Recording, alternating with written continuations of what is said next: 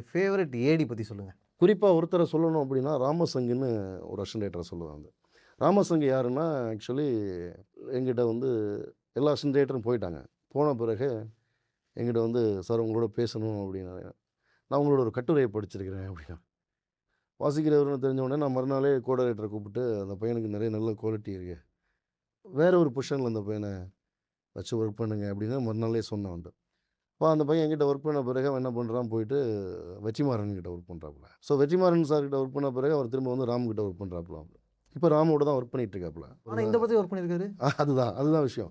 இப்போ ராம் கிட்ட ஒர்க் பண்ணிட்டு இருக்காப்புல. ஆனால் அவர் அபிபி அசிஸ்டன்ட் டைரக்டர் மாதிரி வேலை பார்த்துட்டு போகலாம். நான் ராமசங்கோடைய குவாலிட்டியை நான் பார்க்குறது என்னென்னா வந்து, பறந்து போவுக்கு ஜிகேஎஸ் பிரதர்ஸை டிஸ்ட்ரிபியூட்டராக கூட்டு வராங்க. யூஸ்வலாக அந்த இடத்துல இருக்கக்கூடிய அசிஸ்டன்ட் டைரக்டரா டைரக்டரான்னு இருக்கக்கூடியவங்க என்ன பண்ணுவாங்கன்னா, தனக்கு ஒரு ப்ரொடியூசர் கிடச்சிட்டா வந்து தான் தான் படம் பண்ணணும்னு நினைப்பாங்க வந்து. ராமசங்கு அப்படி தான் நினைப்பாங்க. ஆனால் அவன் என்ன பண்ணுறான், ராம் சாருக்கு வந்து பெ பறந்து போவோடைய தியேட்டரிக்கல் ரிலீஸ் பண்ணுறதுக்கு கூட்டு வரான் அவன்ட்ட. இப்போ ஒரு ஸ்டேஜில் நான் வந்து இந்த படம்ல ரொம்ப ஒரு இக்கட்டான ஒரு சூழல்ல இருந்து நான் ரொம்ப ரொம்ப டவுன் ஃபேஸில் இருந்து இந்த படமே அவ்வளோதான் அப்படிங்கும்போது, அவன் தான் போய் ஜிகேஎஸ் பிரதர்ஸை மீட் பண்ணி ஹபிபி ரிலீஸுக்கான மியூசிக் எடுத்துட்டு வர்றான் அவன்ட்ட. ஸோ இன்றைக்கி அவன் நினச்சான்னா அந்த ப்ரொடியூசர்ஸை வச்சு அவன் ஒரு படம் பண்ணலாம் அவன்ட்டு. ஸோ அவனுக்கு இருக்கக்கூடிய ஒரு ஒரு டெட்டர்மென்ட் இருக்கு இல்லையா? அதாவது என்னென்னா வந்து, நம்ம இப்போ உடனே நம்ம டைரக்ட் பண்ண வேண்டாம்.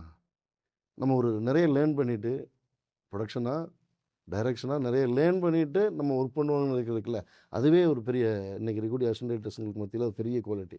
பயங்கரமா நிதானம். ஆமாம். இப்போ நான் அந்த இடத்துல இருந்திருந்தா நான் அதை செய்வேனா? நான் கேட்டால் செய்ய மாட்டேன். அதை செய்கிறதுல தான் ராமசங்குடைய நல்ல இயல்பாகவே அவன் நல்ல மனிதன், நல்ல பையன் வந்து. ஸ்வீட். கெட்ட எண்ணம்ங்கிறது வந்து ஒரு எழுத்தே இவனுக்கு தெரியாதா அப்படிங்கிற மாதிரியான அப்படியே ஆத்மார்த்தமான ஒரு ஒரு அசிஸ்டன்ட் டைரக்டர் அவன் வந்து.